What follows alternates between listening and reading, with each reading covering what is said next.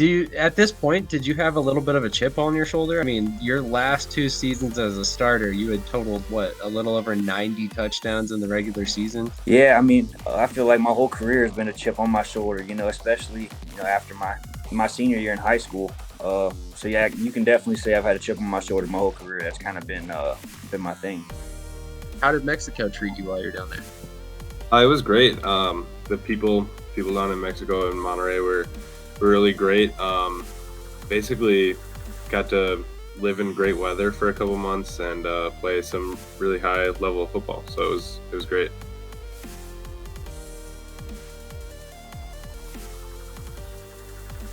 You mentioned a role on offense. What do you play on offense? I'm a fullback, tight end, and then I also play special teams out here. Interesting. Do many players play both ways over there, or is that just you as a player? I would say it's just like me as a player. It just depends on the organization and the players that they get. So I wanted to highlight something else about your college career. You not only affected the game as a runner, but you were also solid as a receiver, and you returned kicks. Oh yeah, it's just something that I've always done, but at the same time, they look at me as an undersized back anyway. So, getting me out of space and showing my versatility, I think definitely benefits me.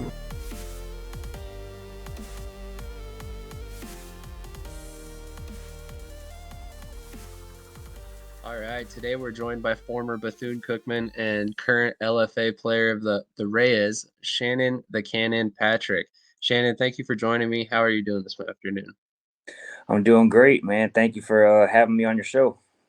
Absolutely. It's been a long time coming. We've been talking for almost a year, I think it is, off camera. So it's awesome to finally get you on here for an interview after your first professional season.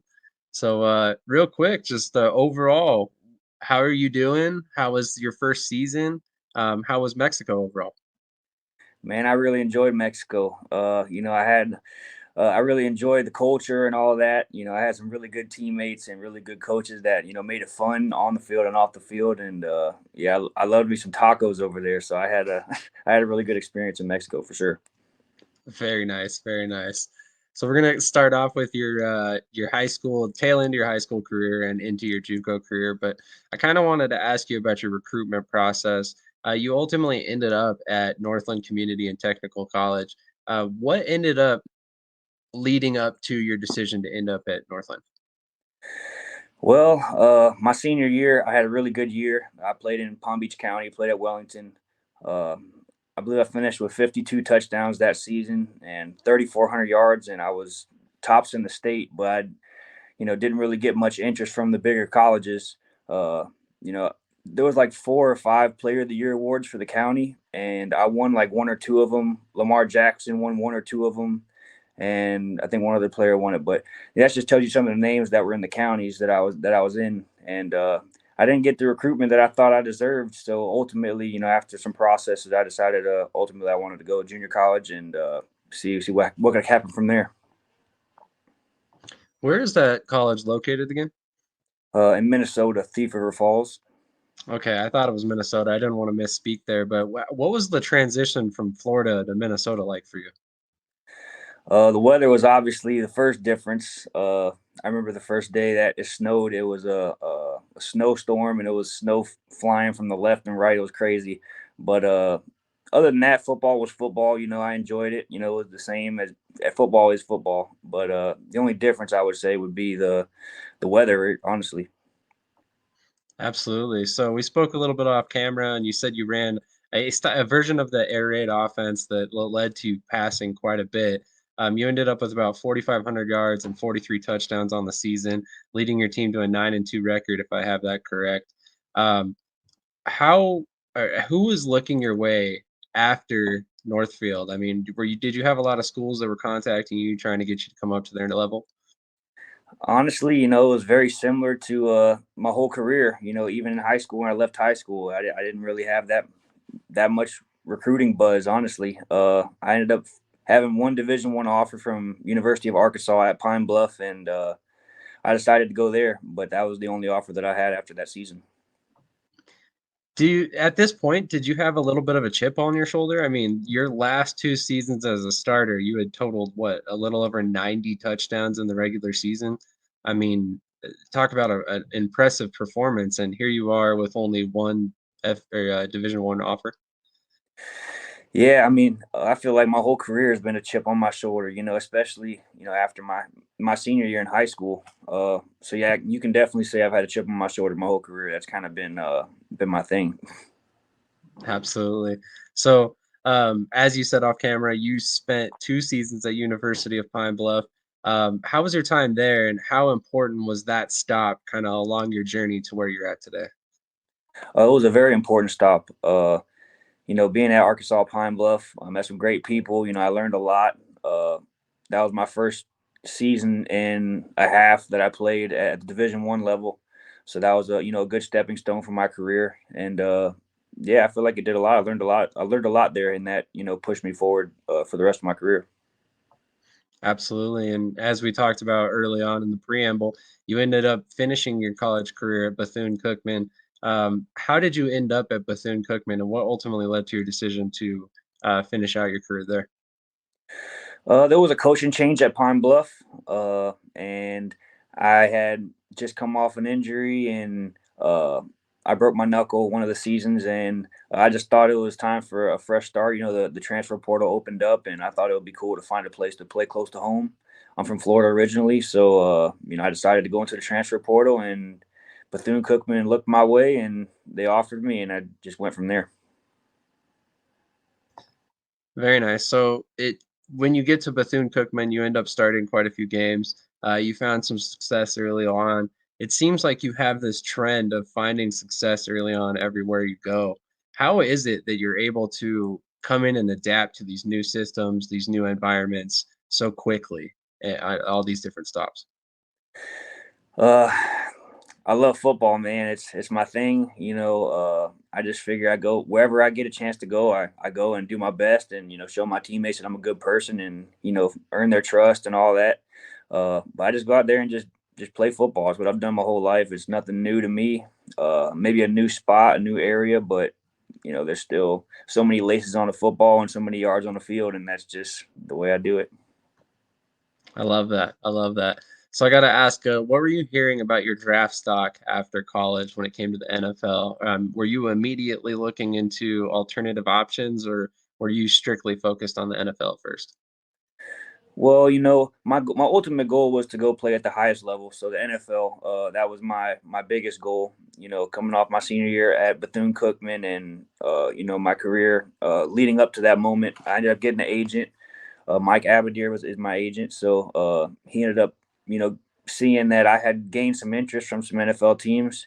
There was about 7 teams that reached out to him at that moment before the draft. The Houston Texans, the Jacksonville Jaguars, the Minnesota Vikings, the Green Bay Packers, just to name a few.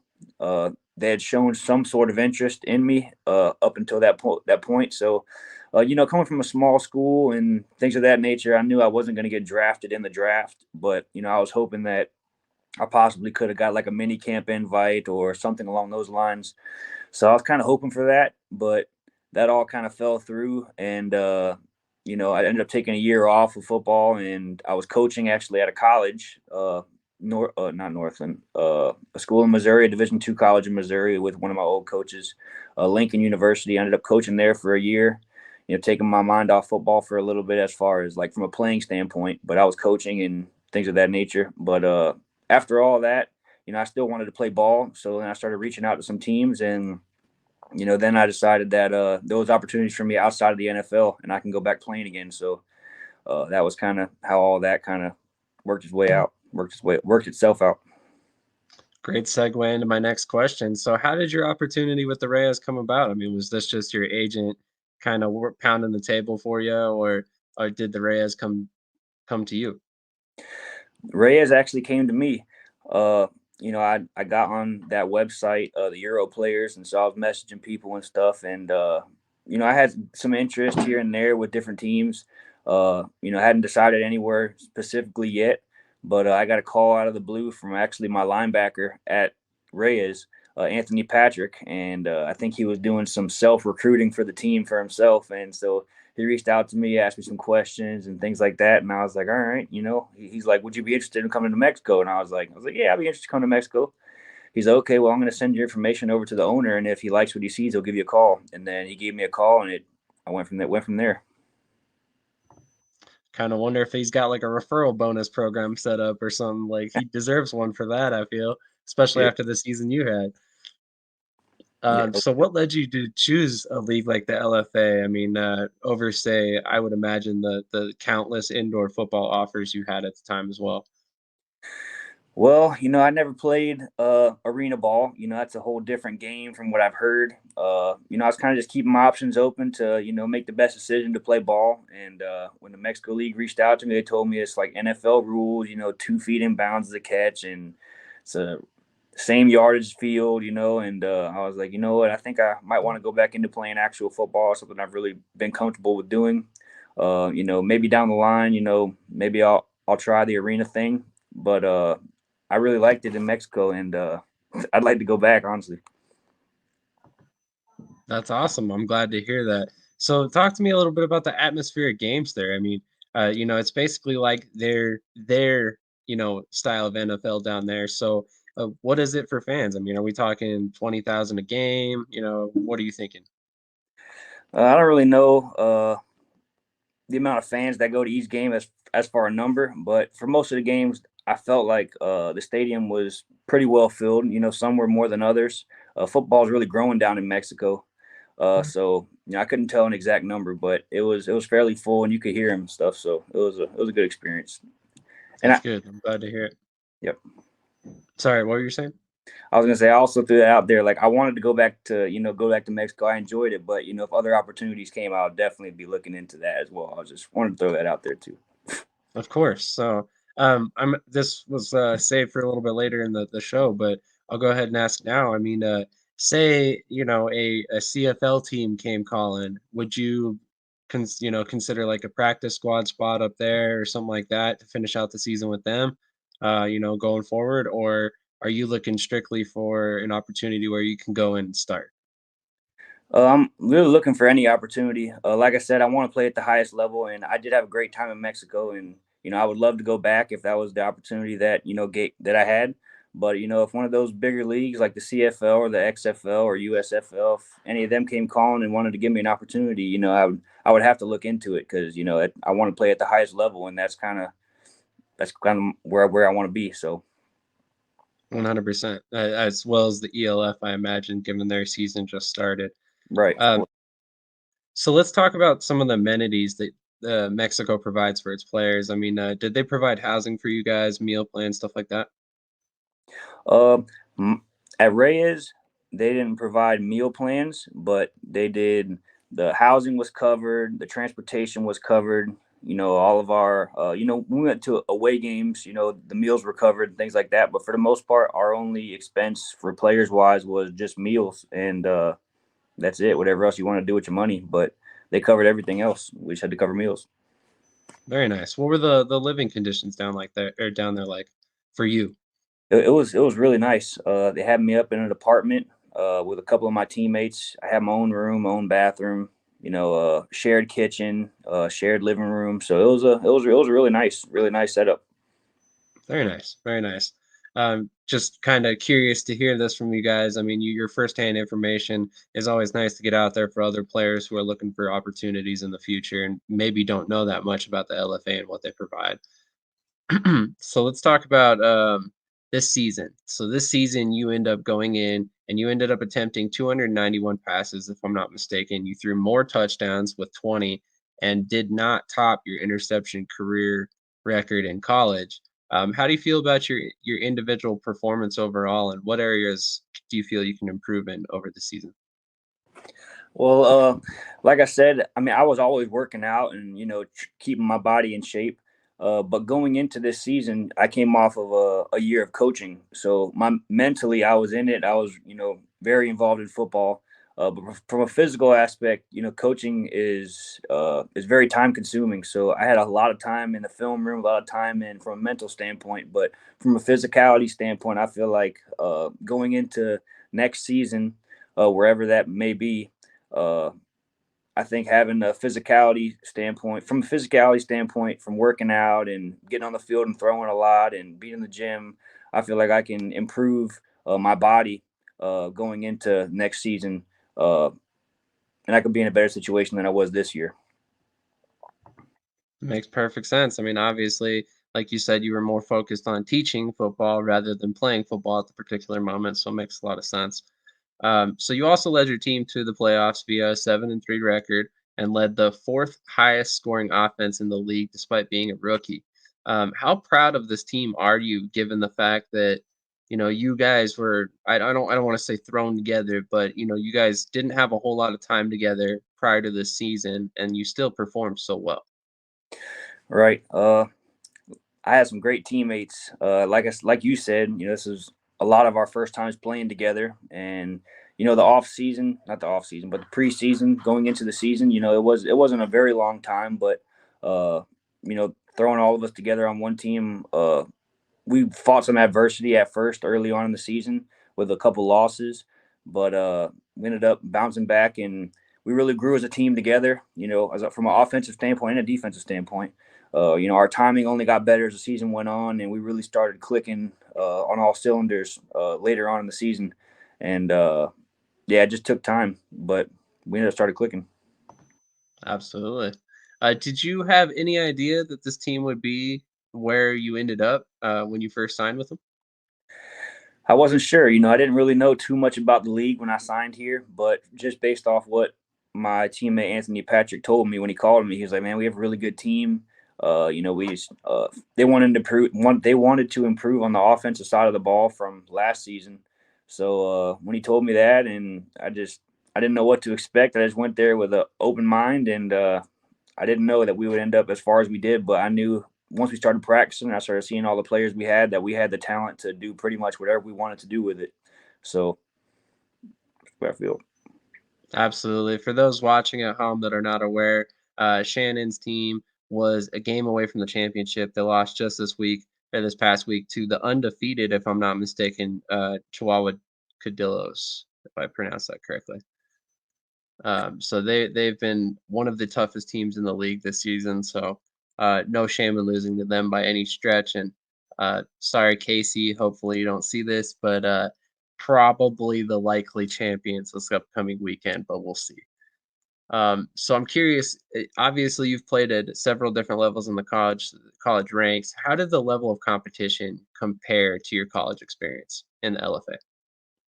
I would say it was very similar to college in America. When I played at Bethune-Cookman and I played at Arkansas Pine Bluff, even my days at Northland, I feel like the talent level here is very high, and it would be very similar to that of the talent that I played in college. I would say, and also I've heard some of the other leagues they can only have one or two Americans on the field, and this league can have six. So I think that's kind of big, and a lot of my Mexican teammates, they were very good players too.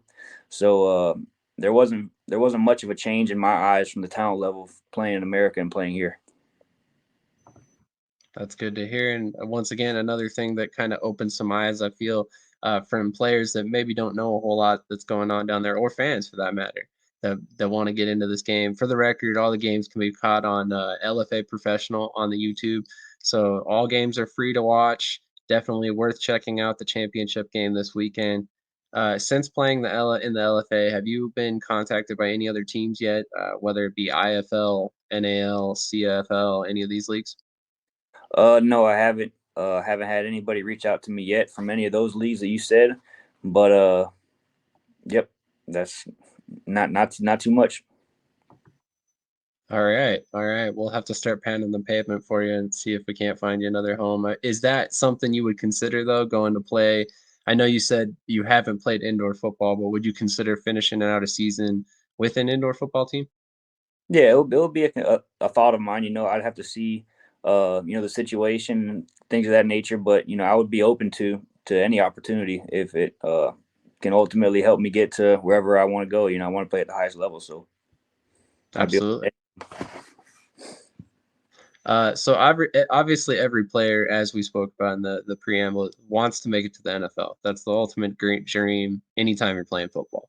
But if this never ultimately presents itself to you, would you be ultimately happy as long as you have a long, healthy playing career? Yes, I would. Like I said, I love football, and obviously there's stepping stones to get into the NFL, and everybody has their own, their own path. But my path is different than anybody else's path. Just so uh, I would be happy. I'm happy right now just playing football, and I'm blessed to have this opportunity. And I tell myself every day that I was over there that I was blessed and I was happy. And whatever happens, I'm just gonna roll with the punches. I love that answer. I love that answer. And I had a feeling you were going to give it. That's kind of why I wanted to ask that question.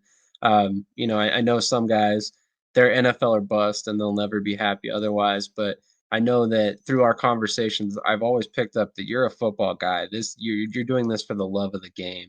And that's something I think is very important to highlight because there's a lot of players that, they maybe wouldn't be content or, living in the moment so much, and I love that about you and the way you approach the game. So I just wanted to highlight that a little bit.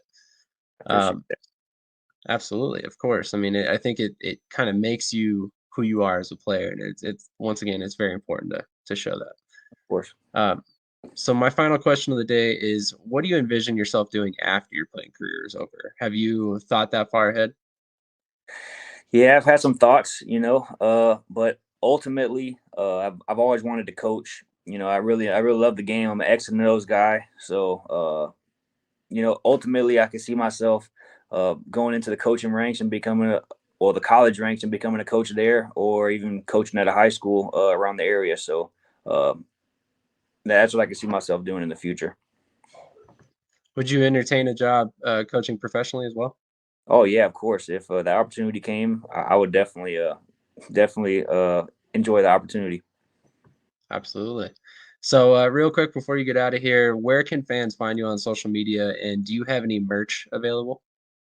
I have some merch available through the Reyes de Jalisco, the website, the team. But you can find me on Twitter, Shannon Cannon 10 underscore on Twitter. I have an Instagram as well. I'm not really sure what the Instagram tag is exactly, but yeah, I'm on Instagram, on Facebook, I'm on Twitter. I'm sure if you type my name up, you'll probably be able to find me. Absolutely. I'll make sure that's all linked in the description as well. Is there anyone you want to shout out before you get out of here? Shout out my teammates from Reyes. They allowed me to have the season that we had to ultimately end myself up on the show. So I want to shout them out and shout everybody out that's been my supporter throughout the years. I appreciate everybody. Absolutely. Well, we're looking forward to seeing what's next for you in your career, and I have a feeling that you're going to be getting calls from teams very soon. Hopefully, from some leagues that are a couple steps above the LFA, but only time will tell. But best of luck in your career, and thank you so much for your time today. I really appreciate it. Thank you for having me. I appreciate you being on here. Absolutely. All right. Today I'm joined by a very special guest who I believe this is his third appearance on the channel, if I'm not mistaken. Tommy Auger, tight end from the Fundadors. Is it Fundadors or Fundadors? Fundadores. There we go. Fundadores. Okay. So the Fundadores of the LFA, the Liga de Professional Americana, if I'm not Yep, mistaken there. that's right. But anyway, Tommy, how are you doing today? Thank you so much for joining us once again. Doing well. Thank you for having me on. Absolutely. It's always a blast to talk to you. And like I said, it's been the third time you've been on. You did a USFL breakdown for the tight ends in the championship game. And then we also have another interview. So check that out if you haven't caught it already. That was right after Tommy was named to the All FCF All-Star team, if I'm not mistaken. That's right. Today we're going to be a little bit more focused on the LFA, your most recent experience. So I got to ask, I mean, how did Mexico treat you while you're down there?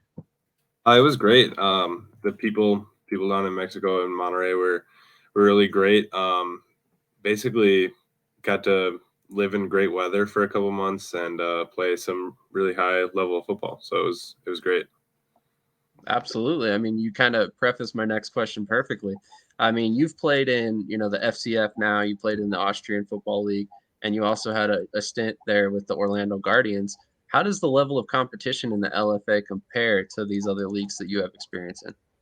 Yeah, I'd definitely say the level of competition's comparable to other top tier leagues. Obviously, below XFL and USFL, I think there's more uh, talent in there, but it's definitely a league with a lot of really good players.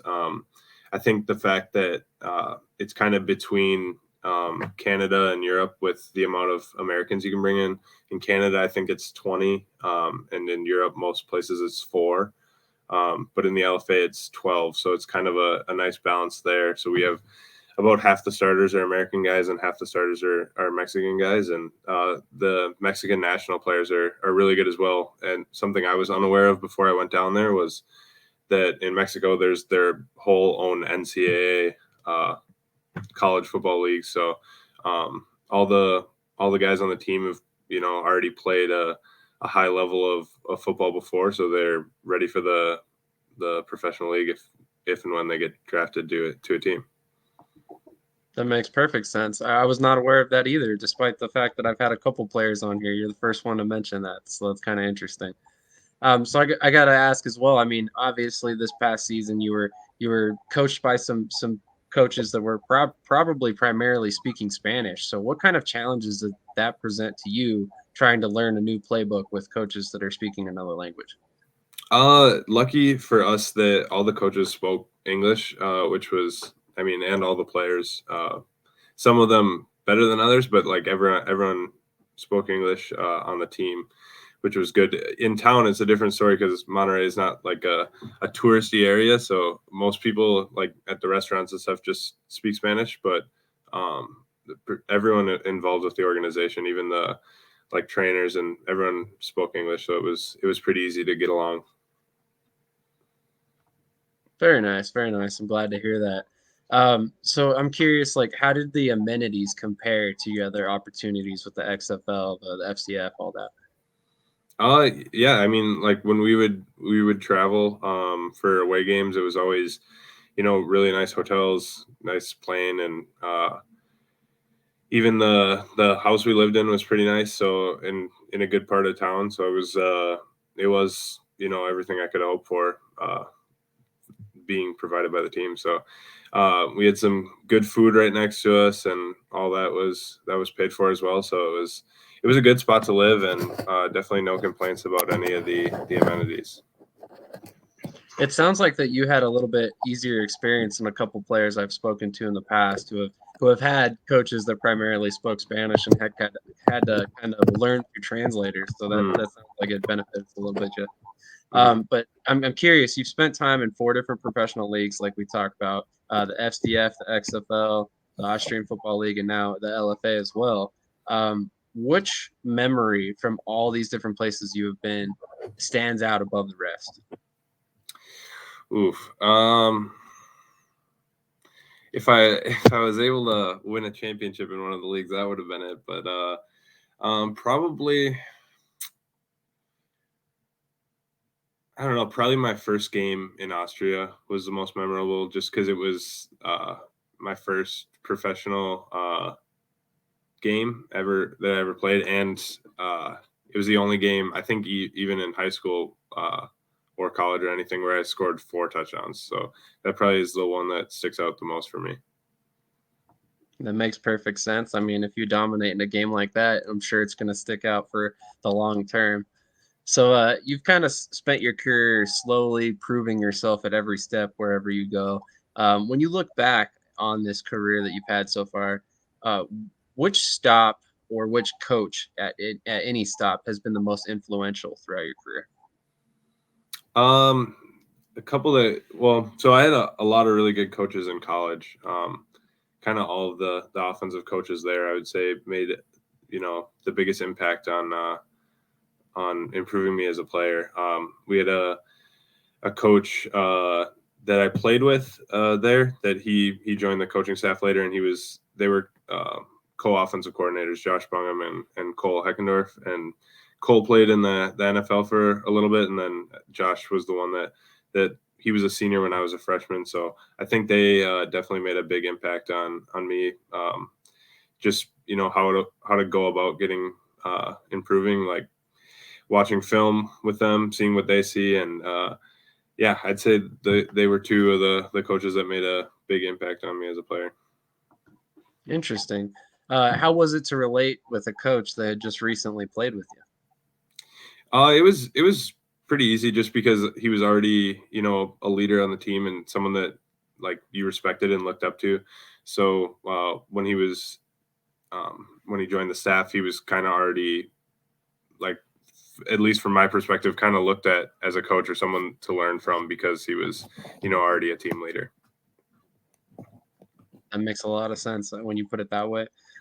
So speaking of coaching, how do you feel the level of coaching you received in the LFA compares to the other leagues that you've been in?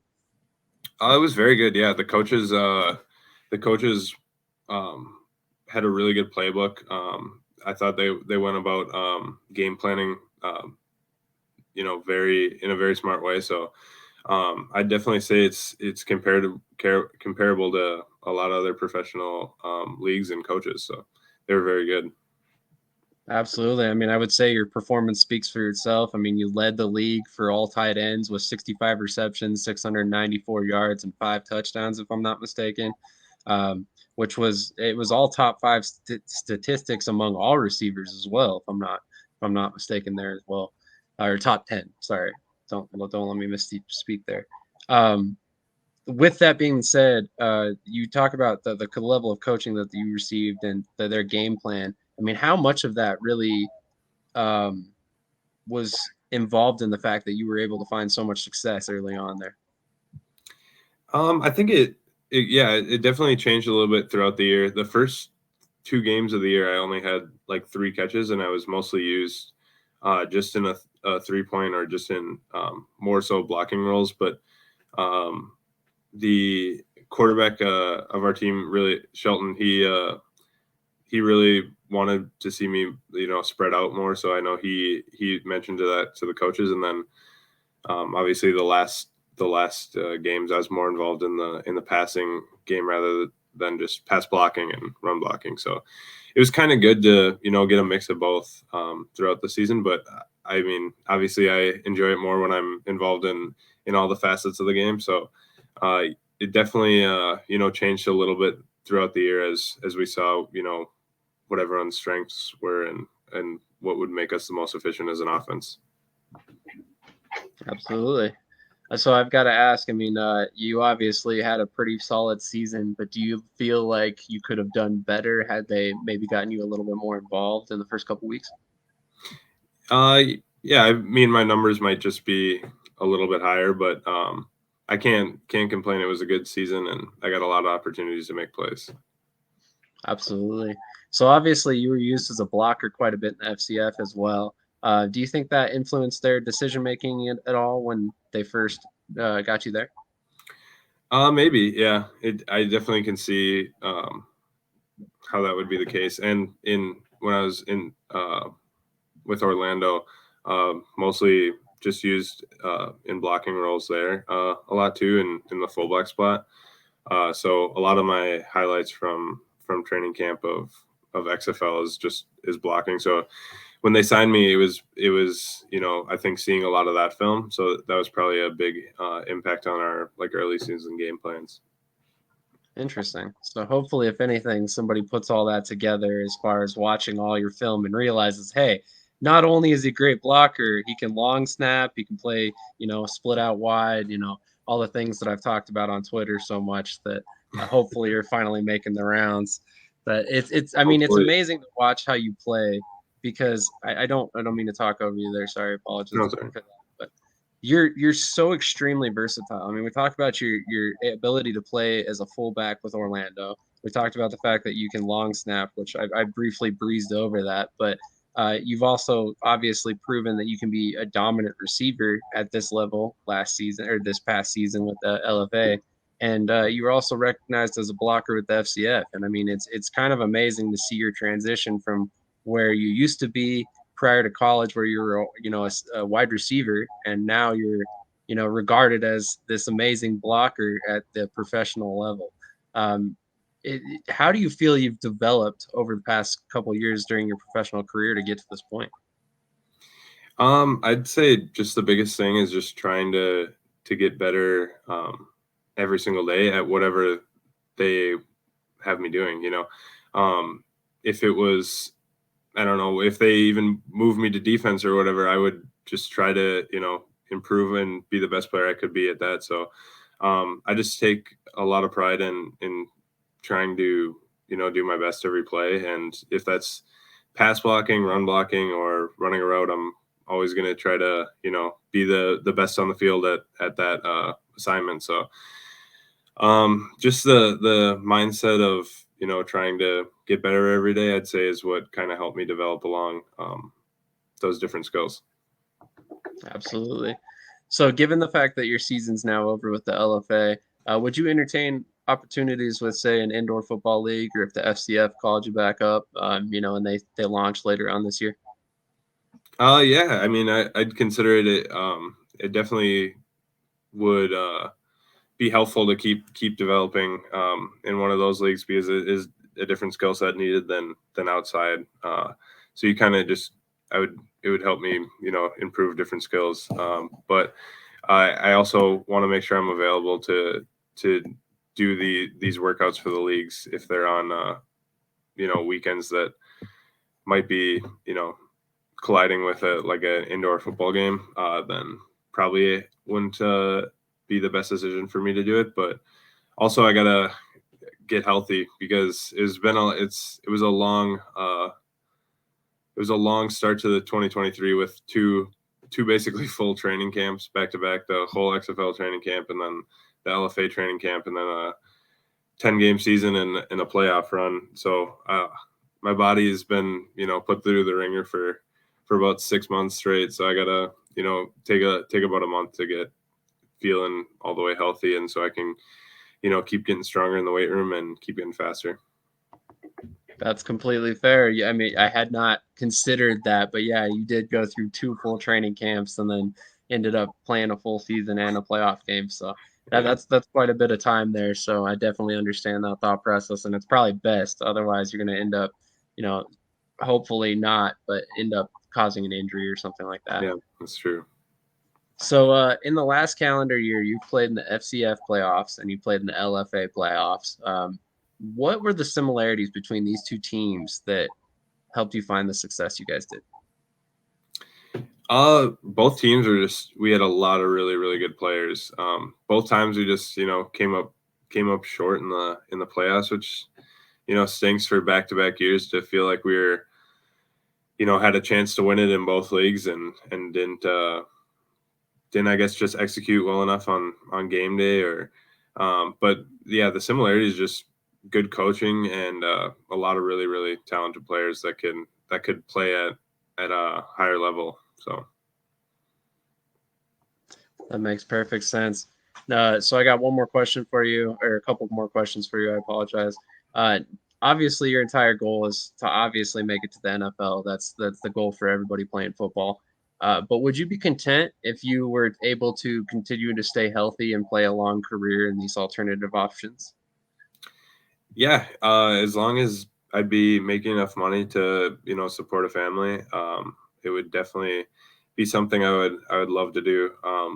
Either I know the money that, is being made in the XFL and the USFL would be, especially in the short time period, would be enough to support a family pretty easily. So that's kind of, why I'm looking towards that as the goal for next season specifically. But yeah, it would definitely be something I'd consider if, everything, works out well with staying healthy and all that. So Have you looked into this new IFA at all? The Mexico, it's International Football of America, I believe.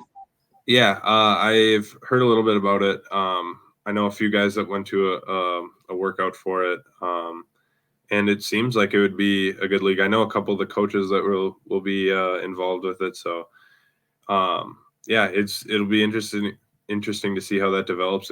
It's anytime there's a new league or more leagues and more football players get opportunities, to keep playing the game they love and make some money, it's definitely, a good opportunity. So it'd be something I would, consider as well for going into next year. Absolutely. I know you have that connection with, I believe, John Jenkins, correct? Yep. So little FCF love there.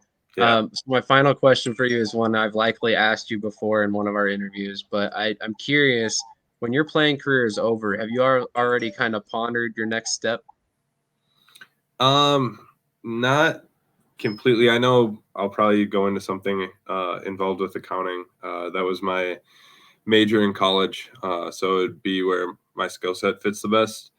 But I probably wouldn't do public accounting. It's what I did for a little bit between college and my first contract, and I just didn't think public accounting was exactly what I would want to spend doing day to day. But something else kind of in the same field, I think would be good for me. So something about that. So is this your opportunity to make a pitch for possibly being a financial guy for an NFL team down the line or something like that? That would be fun. That'd be a good opportunity. I'd like to stay in Minnesota with the job for at least the long term. So maybe I got to hit up the Vikings or something to, try to get involved in their front office. That'd be a pretty fun job, in the long term. There you go. There you go. He'll work as an intern in your front office and play on your team. Just saying, That's dual right. threat there. But real quick, Tommy, is there anybody you wanted to shout out before I let you get out of here? Shout out to my wife for putting up with me in these long seasons being away. We actually got married in February during XFL training camp. I had to fly home for the weekend, get married, and then fly right back to training camp. So shout out to her for always putting up with me.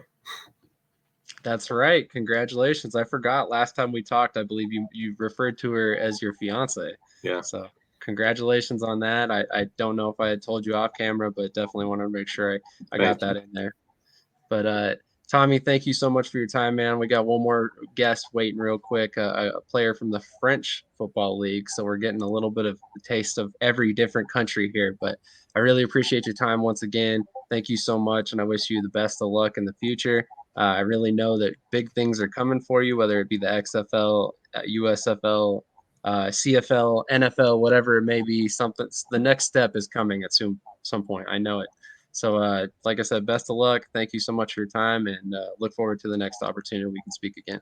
Thank you so much, and thank you for having me on. Absolutely. So our next guest is Zachery Curry, who is here to inform me about all the things that I do not know about the French Football League. Zachery, how you doing today? What's good, man? How's it going? It's going well. Thank you so much for joining me. I really appreciate it. So you kind of inform me a little bit off camera about the similarities that we can find in the French Football League. Is it the D1 Football League? Yeah, it's called D1 Elite. So it's basically like I would say Division One of the France League, Mm-hmm. and they're split into three divisions, and then they have a lot of youth programs and a lot of flag football, and they also have women's football, which is popular in Europe as well. Interesting. I did not know that as well. So I'm learning all kinds of stuff from you already. I really appreciate that. So I'm curious, like, talk to us a little bit about the alignment of the league. How many teams are in the league? What's the level of competition like for you? Okay, so the league is basically the Division One is 10 teams, five in northern France, and then five in southern France. And we played a 10 game season with just the five teams in my conference. So the five northern teams played 10 games, and we played each other twice, and then the five southern teams played each other twice for 10 games as well. Because the travel from the north and south is so far and so expensive that the clubs really can't play, mix and match during the season. But since it's playoffs time, I just played a team from the South, and then we're going to Marseille next week to play in the semifinals. But the competition is, I would say, it's better than most Europe, most of Europe, because some countries like the football is kind of lackluster or still developing, whereas France, this league I'm playing in has been around since like 1980, 1990, and France has a lot of good athletes and stuff like that. And then the team I play for is basically one of the best teams in all of France and all of Europe. So it's a good competition base with practice and stuff like that. And then we run into a couple of good teams like from northern France, the Thonal Black Panthers, who was the only team I ever tied with in my life because they don't do um, overtime out here into the playoffs. So I tied with the Thonal Black Panthers, who we ended up losing to the final game of the season. So they were the number one seed. That's why we got to take this long road for the playoffs and got to go travel far and stuff like that. But we're going to play the Thorn Black Panthers in the CEFL, if you're familiar with that, the Central European Football League. So it's going to be one of the first times that in the Central European Football League, two teams from France will be playing each other for the championship. Interesting. Interesting. That's very interesting. So I was not aware that there were multiple football leagues in France, let alone the fact that there's such a good basis for football. It's awesome to hear. What's the college and developmental system like out there? So with Europe, Europe doesn't really do school and sports. So if you want to do a sport, you have to basically leave home and or leave your job or leave school and go join a club and go stay with your club. So with they don't really do school and their whole school system is like different than America and Mexico, and it's just really different out here.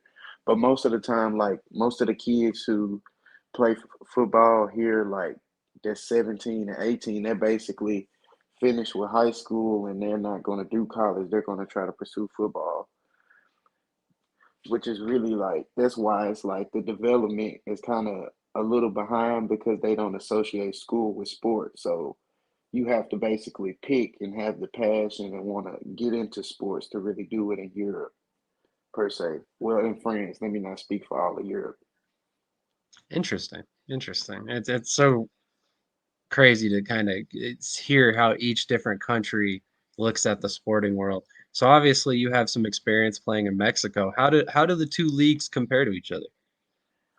Um, I would say that the LFA is a better product with, like the broadcasting, the media, the interaction with the fans and the people, because football isn't like really like it's popular, but it's not really popular if that makes sense. Like rugby, soccer, and basketball kind of really are like France's favorite sport. So like in Mexico, the culture of football was really big. They love football in Mexico. They play football in high school and in college.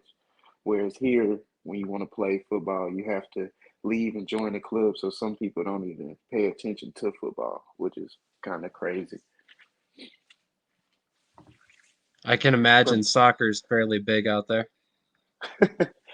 soccer's pretty big everywhere, like, to be Yeah. honest. But yeah, it's definitely big. But Yeah. The LFA is definitely a very nice international product, and for me playing over here and then playing in the LFA is definitely moving up the ladder in my eyes. Oh, I would 100% agree. I think the collapse or the folding of the Fam League only really strengthened the LFA after the teams were added. Obviously, with the Cadillos winning the Yeah, yeah, championship, yeah. so it's kind of crazy how that all worked out. So I'm curious. I mean, obviously, like I said, you've got some experience in Mexico, you've got some experience in France. Where did you begin your professional football career? Well, I'm originally from Nashville, Tennessee. I went to a little small inner city school called Whites Creek High School. Didn't have many looks coming out from high school. My grades weren't that good, but I was able to get into TSU and play football for Tennessee State University, which is a Division I FCS school. And I was there. And my first year, I was a freshman, still was having trouble with school, and I was trying to get my life together and end up having to go to JUCO my second year in college, and I ended up going to Mount San Antonio College in California, known as Mount Sac. And that was probably one of the pivotal moments in my life with football. And I ended up getting a scholarship to go to one of the top Division II programs in America called Ouachita Baptist in Arkansas. And in 2019, I was supposed to have a pro day, but COVID hit. So I had basically 2 years of just what am I going to do, trying to find work through the COVID crisis. And then I just kind of found a break after like around 2021, 2022. And I signed with an arena team just to try to get my feet wet and end up going to Mexico. And now I haven't looked back. I'm trying to work my way up the ladder. How many years did you play down in Mexico? Just the one? Yeah, just one last year. They had a lot of different like rules and stuff, so I wasn't able to get back into the LFA this year. But some of those rules have been changed, or some of the regulations have cleared up for me to possibly go back. So I'll be in the talks with some teams down there probably. Very nice, very nice. So, this being, you said your second professional season, correct? Yes, sir. How do you feel you've developed over year one so far? I feel like I've developed pretty well actually. Like I said, coming in from when my first year coming off COVID and just working and not really being able to put that grind and that effort in, my my body, wasn't used to certain things. So I feel like I've upped my game, increased like some of my bend, like I bend better, I get around better. I'm out here playing 100% of all defensive snaps, and then I play a little offense as well. So my cardio and shape is pretty good. So I'm doing pretty well. I missed a couple plays still, just a little rusty, but I feel like I'm gonna get better as I keep going. But I definitely improved from last year to this year. I don't know if it's whether it's the competition or me or it's a mixture of both, but I feel like I'm doing my thing some sort of way, almost on the way to two championships. So Amazing. You won the championship last year? no, I'm we have a chance to win two championships here Oh, because I had previously had mentioned that we play the CFL championship on June 24th, and I'm currently in the French playoffs. So if we do what we're supposed to do, we'll be in the French championship as well. gotcha. Okay, that makes sense. I misunderstood what you had said earlier. I apologize for that. So given the fact that you're headed towards the championship, I imagine the games are much tougher. You mentioned a role on offense. What do you play on offense? I'm a fullback, tight end, and then I also play special teams out here. Interesting. Interesting. I was not expecting it. Do many players play both ways over there, or is that just you as a Um, player? I would say it's just like me as a player. It just depends on the organization and like with when my team is needed and stuff like that. I just want to win. I'm a competitor. I went to winning programs, so I know what it takes to win. I just want to win. So anything I do, anything I can do to help, I'll do. So if I got to block, pancake, maybe catch a pass, get on special teams, help out with field goal, punt, whatever it takes to win, I'm here for it. But it just depends on the team for sure. Because we played a team from Italy, the Parma Panthers, and when we beat them to get to the CEFL championship, they had some Americans that played offense, defense, and he was a returner. So it just depends in Europe. If you a baller, you can ball. That's true. That's true. That's very true. I like that sentiment. So man, a couple more questions. I mean, how did the playoffs work out there? Is it sudden death? Is it certain divisions that you said North get into in? How many teams advance? Okay, so it's so the two top seeds, so the number one seed from the north and the number one seed from the south get the bye week. So they automatically in the semifinals. Then the number two seed from the north plays the last seed from the south, and the number two seed from the south plays the last seed from the north. and the wild card games to determine who plays in the semis. And then once you play the semifinals, it's the championship. But it's all sudden death. Only difference from here in the regular season is that they now offer overtime because in the regular season there is no overtime. So if you look at some of the French team records, you'll see a lot of draws. Like, wow, why are they drawing and stuff like that? Because there's no overtime in the regular season. Interesting. Do you prefer it that way, or do you No, I prefer the don't. traditional No, rules? like I hated that. When we tied for the first time, it was like it was 14-14, and they had some American guys on offense. So it was like the Americans versus our Americans, one of the best offenses in the league versus the best defense. You feel me? Like let us play it out and see who earns it. But we ended up just tying with them guys. But we're gonna see them again. There you go. There you go. So, correct me if I'm wrong on this, but the trophy that you guys win for the championship is called the Diamond Helmet. No, I I don't might think it's have that. called. Yeah, I might have I that ain't never. incorrect. I've never heard of the diamond helmet, but it's like a really big plaque with a helmet on it, and then it has like all the champions like engraved. But I would have to ask. They might call it that. I'm not familiar. No worries. We'll skip that question. I'll edit that out. Yeah, it's just something I came across, and I was like, why is it called a helmet? That doesn't make any sense. Yeah, it But just it has like a gold helmet on the plaque, but I don't think they call it the the diamond helmet or something.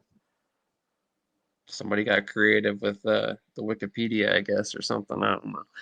Um, okay, well, I got a couple more questions. I mean, what was your stat line like this week, and where can we find statistics, where we can, any sort of information about the league to learn more about it? Well, to find information on the league, you would have to go to fandayfootus.fr, and that's like the statistical website per se for the football out here. I wouldn't say it's extremely accurate, but it's as accurate as you'll probably find. Like not all my stats are correct on there. I'll be the first to say that, but it's a decent way to kind of keep track of like who's in the league per se and who's had a good year and stuff like that. And all our games are usually broadcast on YouTube, whether it's from my club or the team we play that have their own stream and they would broadcast it, or our playoff game was broadcasted by like the French Federation, and it's called Sports Mag. So they be broadcasting like a lot of French sports, like French basketball, soccer, and stuff like that. But all our games are on YouTube, and a lot of international teams post stuff on Facebook and have links on Facebook, so you can follow the Facebook of Flash De La Cornov, follow their Instagram, and they have a YouTube as well. Now my stat line for last game, I ain't gonna lie. I I ain't do what I was supposed to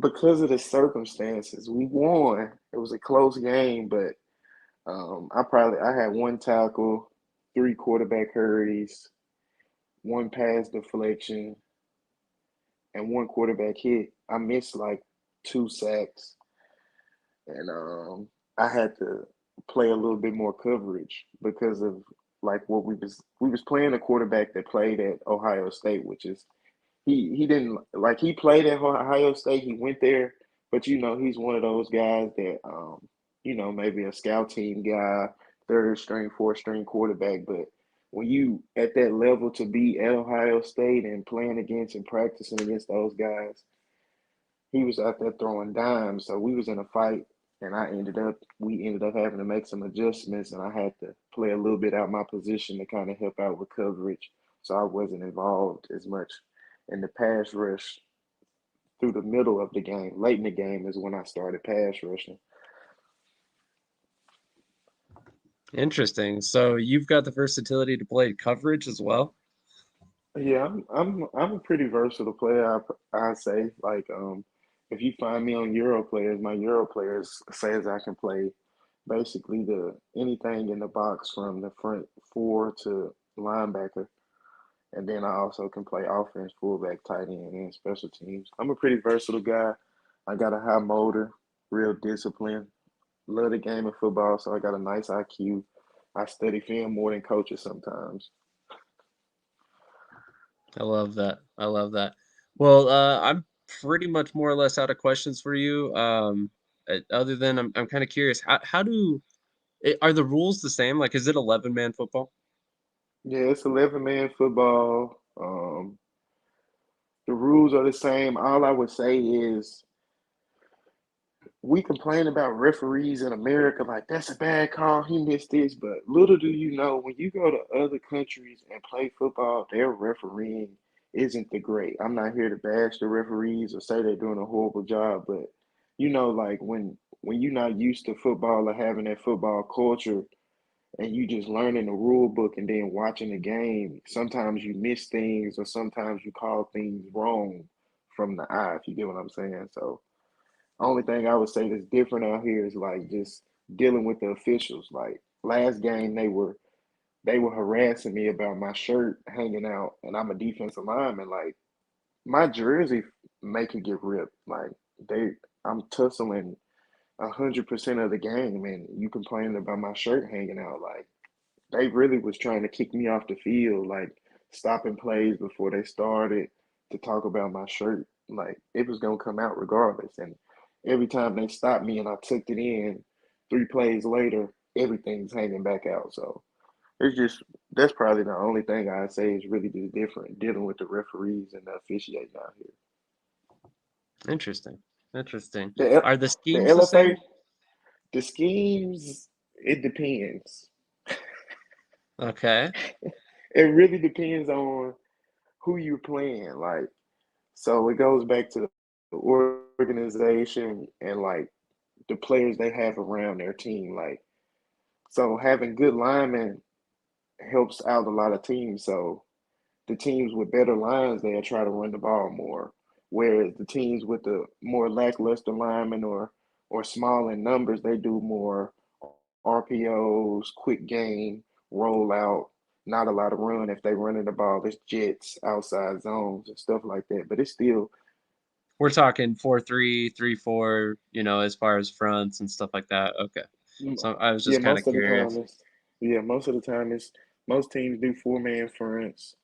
Um, yeah, most of the teams in France run a 4-man front. The team we played yesterday, they had more of a 3-man front type of thing with they moved around, pinched, blitz more, because when you see a 3-man front spread out, you think you can run, but they do a lot of pinching and blitzing linebackers from the edge and stuff like that.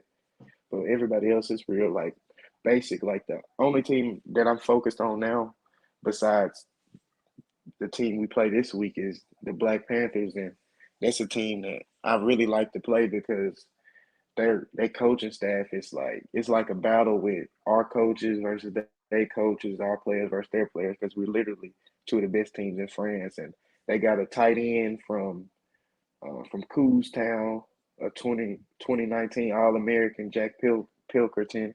Then they got an American quarterback who can run and throw, Jose Tabor, and we just be battling it out. Like well, I done played them guys twice, and it's really them versus me and my other American friend Brandon Pennerton. He's a defensive lineman as well, so it's two D linemen versus a quarterback and a tight end. Very nice. Very nice. Um, Man, like I said, I'm pretty much out of questions for you. Is there anybody you want to shout out or anything you want to get off your chest before you get out of here? Man, shout out to Nashville, Tennessee, 615, man. Shout out to all my friends and family. Mama, I love you. Very nice. Stay one way. Is Stay one way. Stay one way. Absolutely. Do you have any merch or where can fans follow you on social media? You can find me on Instagram at ZACH. Zach underscore 615. So that's ZACH underscore 615. And that's pretty much my primary platform for letting people know whether I'm dropping a vlog or I have like, I do merch things with people in my city. That's why I said stay one way and stuff like that. But I don't personally have my own brand as of now. I just vlog from time to time. Like I've been vlogging little things out here in Paris and stuff like that, giving visuals and views and stuff. Interesting. Interesting. I'll have to catch that. Where is that on YouTube or just on Instagram? Yeah, it's on YouTube. If you I posted like the links on my Instagram, I mean on my Facebook page and on my Instagram, but I could send you the links personally if you would like. No, either way, I'll check it out. Definitely check it out. But definitely, Zach, thank you so much for your time today. I appreciate you coming on and educating me a little bit about the French Football League, which again I didn't know a whole lot about. I've talked to a couple players who've played over there, but I wasn't sure how it stacked up with everything else. So I appreciate you coming on and kind of filling in some gaps in my knowledge in the football world. There's still a lot of leagues that I haven't really touched on yet. Yes, sir. No problem, man. I appreciate you for having me on and reaching out to me and stuff like that. Absolutely. Well, hopefully in a couple weeks here we can have you back on talk about a championship victory. Yes, sir. Yes, sir. Sounds good. Well, have a great rest of your day, and I will definitely catch you very soon. All right, man. Bonsoir. Sounds good. All right. Today I'm joined by a very special guest, Mr. Antonio Wimbush, the running back for the Iowa Barnstormers and formerly of Carson Newman College. How you doing today, sir? Good, Sam. How are you? Doing great. Thank you for joining me. I really appreciate it. Appreciate So, that. of course, I didn't want to start off on a negative note, but I did want to start during your college career. What led you to decide to attend Carson Newman? It's just crazy how God works because I've been going into my sophomore year. My first offer was actually by Vanderbilt, and then after that, I had a few other D1 colleges that started rolling in, like Marshall, Georgia Tech, Old Dominion, talked to Tennessee, Florida, and going into my senior year, that all kind of like disappeared on me. So I'm not sure if it was something that I did on my end or anything like that because my grades were always up to par. I got a 20 on like my ACT. Obviously, I knew I needed like a 21 or whatever, but I felt like my grades kind of carried that. But so we went 5-5 my senior year, rolling into baseball season. Probably towards the mid-year baseball season, I ended up getting a call from Coach Waits, and he recruited me with the help of Andy Hibbett, actually another running back that played there, and I ended up going up there after a baseball game with my mom and everything. We sat down with Coach Sparks, and right away I just felt at home, So, but yeah, that's pretty much what got me there. Absolutely. So, a couple of years into your career, you end up suffering a rather serious injury, a torn ACL and a meniscus, after just two games and 184 total yards. How do you put yourself in a mindset to not only come back from that injury and be normal as an individual and your obviously everyday life, but to go back to the football field and face, potential injury in the future? Yeah.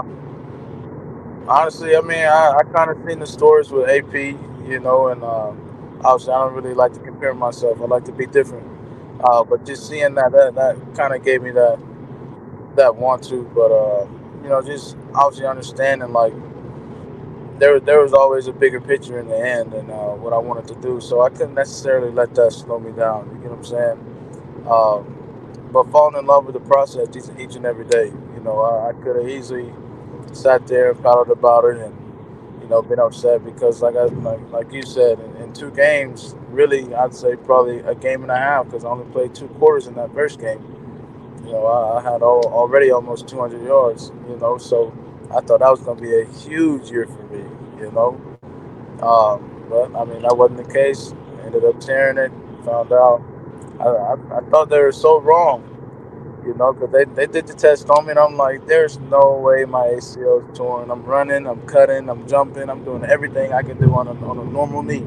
So there's no way, right? And then I get an MRI, and then, you know, I found out. So, but that also gave me, you know, the chance to really step up as a leader, because I've never been injured, and you know, to the point where it put me out where, you know, I wasn't physically on the field.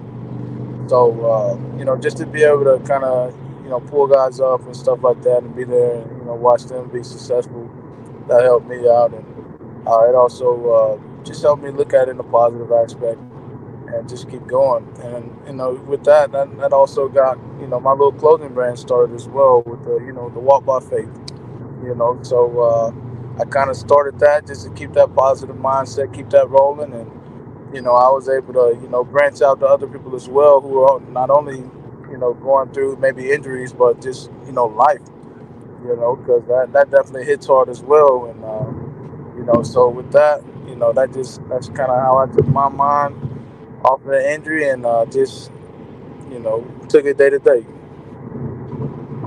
Very nice, very nice. So where can we find your clothing brand? So it's walkbyfaithofficial.com. Very nice. Okay. Well, I'll definitely add that to the description when we post this live. So you not only end up coming back from injury, it almost seemed like you came back with a vengeance. I mean, you were ready to come back. I mean, you had back-to-back 1,000-yard seasons. You Yes, finished your sir. career as the third member of the 4,000-yard rushing club. What did that mean to you at the time to not only be able to return to the field, but return in such a manner that you kind of dominated, quite honestly? Truthfully, like, uh, I talk about this with my family all the time. You know, I hold myself to such a high standard that I find myself not necessarily, not that it's, you know, little, but like in the situation, I guess I look at it as something little because obviously I'm not where I want to be. But just looking back at it, like that's a huge accomplishment, you know. So, you know, I'm definitely grateful for the opportunity, and you know, just the guys that I was around playing with, you know, the coaches and everything. They, you know, helped me out and all that stuff. I definitely wouldn't have been able to make that happen without them. I love that. So I wanted to highlight something else about your college career. You not only affected the game as a runner in a large manner, but you were also solid as a receiver and you returned kicks. So was this something that you had like a conversation with coaches, knowing that you needed that added value, to potentially continue your career at the professional level, or was this something that you've always done and it was something that came second nature to you? Oh yeah, it's just something that I've always done, but at the same time, you know, they look at me as an undersized back anyway. So, you know, getting me out of space and you know, showing my versatility, I think definitely benefits me because that's kind of what my role is right now. You know, I'm playing a little slot receiver. They'll put me outside as well, but obviously mainly at running back. But same thing with special teams. Coming into college, I knew right away, like if I wanted to make the bus, I had to get on special teams. So somehow, some way, you know, that's what I wanted to do. I didn't want to be back in my dorm, you know, doing schoolwork and watching the games and stuff like that. I wanted to travel. I wanted to play. I wanted to make an impact right away. You get what I'm saying? So just getting on special teams, I started out kickoff, kickoff return and punt return, like you said, and I know that because we had, I want to say, 20 running backs, you know, and probably say 10 of them were maybe upperclassmen. So, like I said, I just stayed the course, and maybe the fifth or sixth game of the season, I ended up getting my starting role. So it definitely played a part as far as, you know, being on special teams, and but yeah, Is that something that you'd be willing to play at the next level outdoors if that was the call? I just want to play. I just want to play. If I get that opportunity, I'm whatever you need. If you need me to get water, as long as I get the opportunity, I will do that. You know. I love that, and I that's kind of why I wanted to ask because it seems like it, I don't want to speak for you, but it takes a special kind of determination to play in the indoor football league to try and continue your career and showcase yourself as an athlete? Because most of you guys have to work a job as well, Yeah, correct? And yeah, that's something that's always struck me as admirable because you guys are doing anything and everything you can to continue your professional career, and I've right. always found that amazing. And it to me it produces a better product on the field as well for the fans because you guys are playing your hearts out every Yeah, game, every week. So I've become a huge fan of the league, knowing exactly a lot of your guys' stories and how they go. So it's interesting to watch the game with that in mind. But according to a write up done by your school, you were actually the first player from Carson Newman to sign with the IFL. Is this something that's kind of opened up a pathway for players since you signed? uh, I I'd say so. We actually had a linebacker, Kyrie. He was just on Green Bay. I want to say he was dealing with a few injuries, that he had to deal with or whatever. So I want to say he kind of took a break from it or whatever. But and then we also have my boy Daquan Dudley. He's with Tucson right now, and he's only been there for about 2 weeks, and he's making an impact already. So, but yeah, Very nice. Is that Kyer Bynum? yeah, yep. Okay, very nice. We've had him on the channel in the past. I didn't realize, it kind of didn't occur to me just now that you guys had played together. How did you end up joining the Iowa Barnstormers in 2022? How did that all come about? So Coach Mose, he ended up hitting me on Instagram, and you know, how about maybe a week before the whole COVID situation started. We were supposed to have our pro day, but that shut it down, right? So we're consistently training with my trainer, Darius Khan. He's out of Vengeance Fitness or Vengeance Sports Performance and everything, and we're doing that for 3 years straight. And I ended up getting into the Hub football camp. Big shout out to Eloy. He's a current agent as well, who helped me out. But I got into the Hub football camp. There was like 400 players that were registered to go to it, but only 40, are welcome pretty much. So I went out there, did a few, running back drills and all that stuff. It's more so drill work, not necessarily like the testing and stuff like that. But I ended up talking with the Chargers out there, 49ers, and I believe the Saints were out there as well. And maybe a week or two after that, I ended up hearing from Coach Mose about it. And in my head, I'm thinking, I truly believe I can play higher, not down in the IFL because I know it's the highest league of arena, but like where I want to be is not indoor. I'd rather be outside. But we talked about it, and I talked to my family and everything about it as well. And pretty much what the scouts were saying, all you need is film. You haven't played in 3 years, so we need to see what you got. In my head, I'm thinking, well, I haven't played in 3 years. I'm a running back. I'm in the best shape, of my life. I have no hits, so that's a plus, don't you think? But at the same time, I understand, where they're coming from. So I talked to Coach Modes again, and we got the contract and everything finalized, and that's kind of how that started.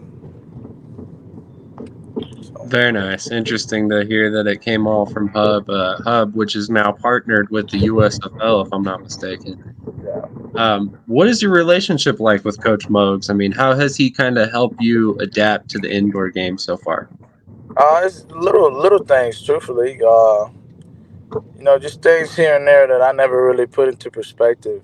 Because in college we ran like the triple option. So being in a pro style offense, I haven't been in pro style offense since high school. But even high school we ran the wing T, so we're on a pro style offense like here and there. But just a few little things like reading the I guess our center and everything, reading the nose and seeing my cuts and stuff like that. Like if I see a flow going front side, I know I have my backside cut and stuff like that. and really just setting up little things. But also, playing slot. I've never really had, like a wide receivers coach. But obviously, working on my stems and stuff like that, finding holes, and just like I said, just little things that help me, along the way. That's completely fair. So as a rookie in the IFL last season, you quickly turned into the focal point outside of DJP, Darius James Peterson. In Hmm. 14 games, you had 177 touches for 874 yards and 2020 or 22 touchdowns. Sorry, adding kick returns as well. Yeah. You ended up over 1,100 yards on a 50-yard field as a rookie. Um, Obviously, these stats make it look like you stepped on the field and were immediately comfortable, but is that the case? I mean, did you feel right at home the minute you got into a game, or was it something where you still had to adapt a little bit? Well, it did take me a minute to adapt because the first game I ended up tearing my MCL, so I actually missed like the first 4 weeks, and then we had a bye week that I missed. So I guess 5 weeks that I missed. Um, but again, like you say, it kind of came with a vengeance, and I still had to prove my point. As a rookie, I definitely had that chip on my shoulder because being in this league, you want to get in, you want to get out. But at the same time, looking at it, just like after I tore my ACL, you can't necessarily rush the process. You got to enjoy every moment. So um, as far as adapting, I said it took me a few games to kind of get comfortable, making sure my knee was good and everything. But I mean, everything kind of came natural once I started seeing everything in front of me.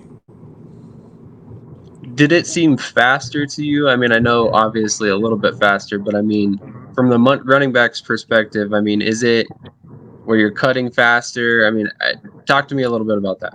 Oh yeah, I've heard a lot that a few guys that have made it outside of the IFL, just being in the IFL, and how I guess condensed everything is, that the game is much faster. We're on 50 yards, and then I don't know the width of it, but you got the barricades, the walls all around you and everything. But I believe if we were outside it would be much different. But I'd say the game is faster for sure, just being indoor. Absolutely.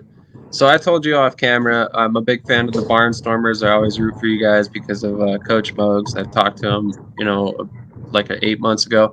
But that was actually after a game that really kind of ignited my first fandom for the Barnstormers that you had in Week Hmm. 18, in which you scored 7 touchdowns. You do something, Talk to me yeah. about what happened in that game that allowed you to just take it over from every aspect. I mean, truthfully, I don't know. I mean, I don't. It's no secret to it. I mean, I put the work in day in day out. So that's just like I said. I hold myself to a higher standard, so that's just something that I expect out of myself.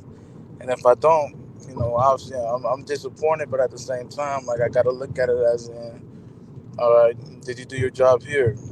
Okay, like how'd you do here? That's just like every time I talk to coach. Like if one person tackles me, I let them know. Like no, that's a minus. That's how I want to be coached. Like to the heart, I want it as blunt as possible. That way, like I can at least pull the best out of me. I want you to hold me accountable as well, because I know I'll do the same for me, obviously, because I'm not only doing it for myself, but I'm doing it for the ones who sacrifice their time and everything for me to get to where I am now. So that's about it on that. I love that. I love that. I love that you're looking at it like you're playing for the people who have helped you get where you're at Yeah, today. for That's sure. interesting. So early in 2023, you suffered an injury. Talk to me about the mental hurdles it takes to overcome something like that at this point in your career. Now that you're a professional, but it's at the IFL level. Yeah. Yeah. So I ended up tearing my LCL, and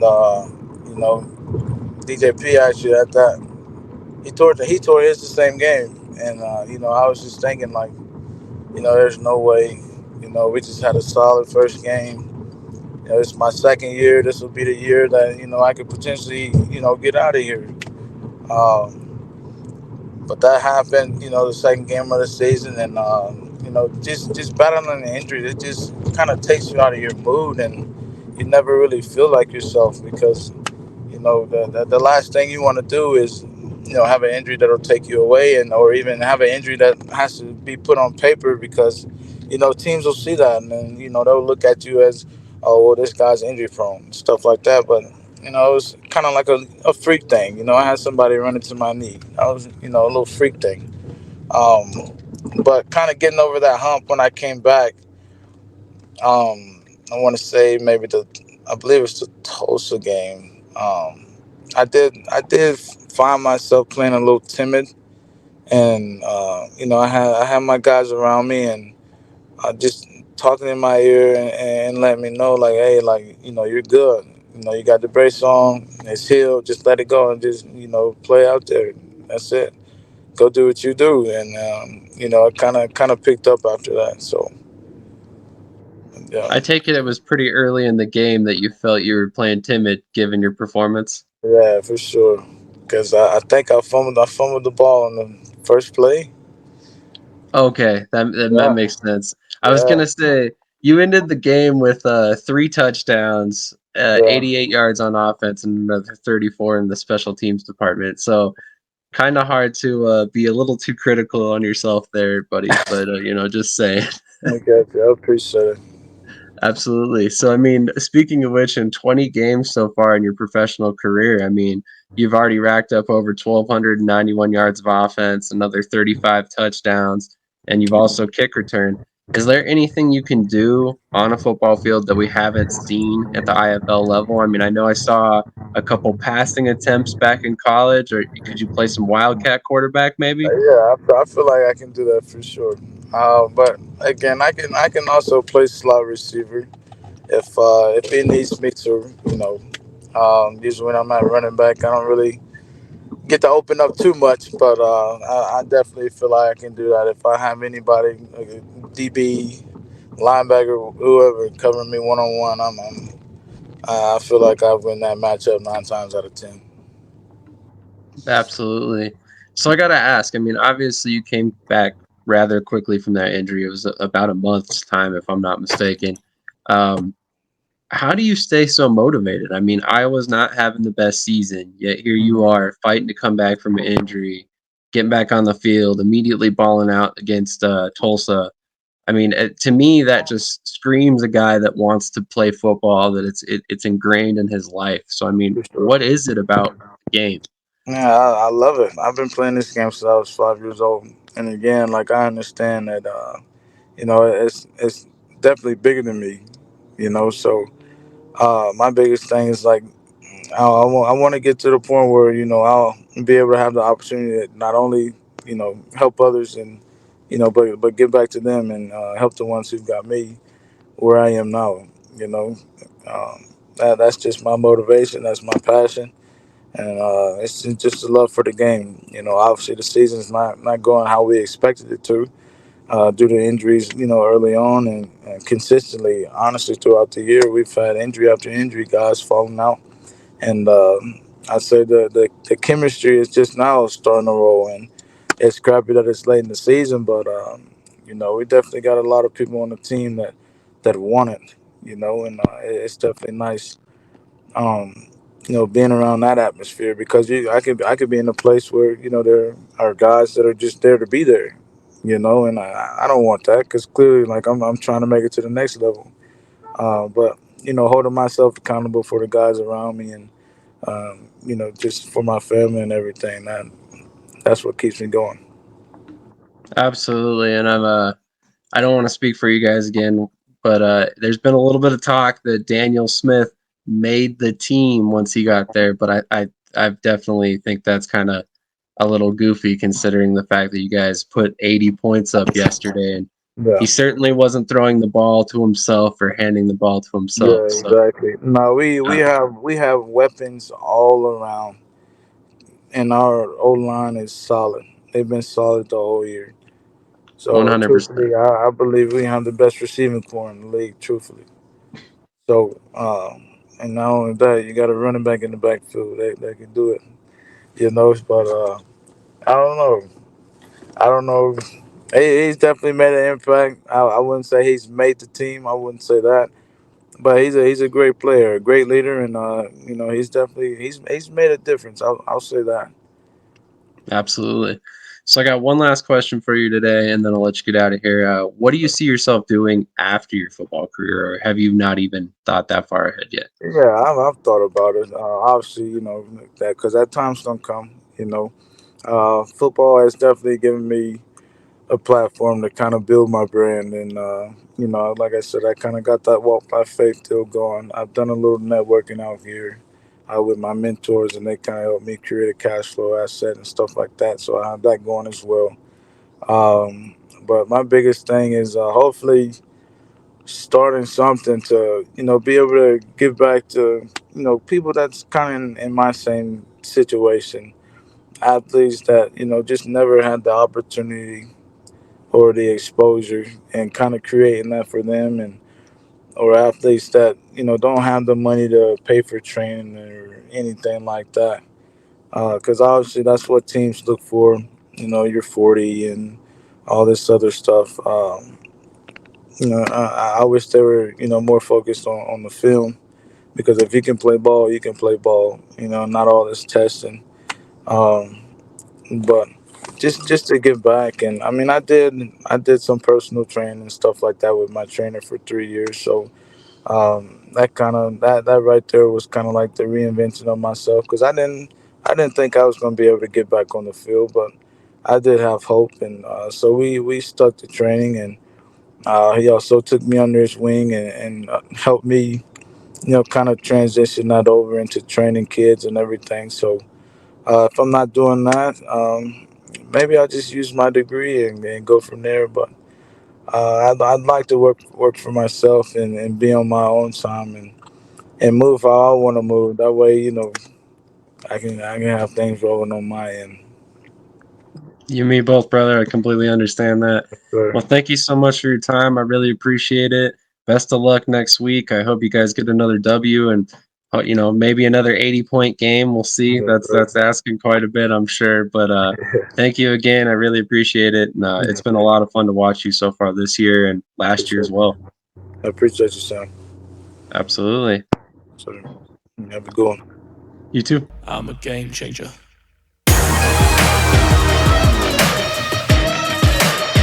I'm a game changer. I'm a game changer. I'm a game changer. I'm a game changer.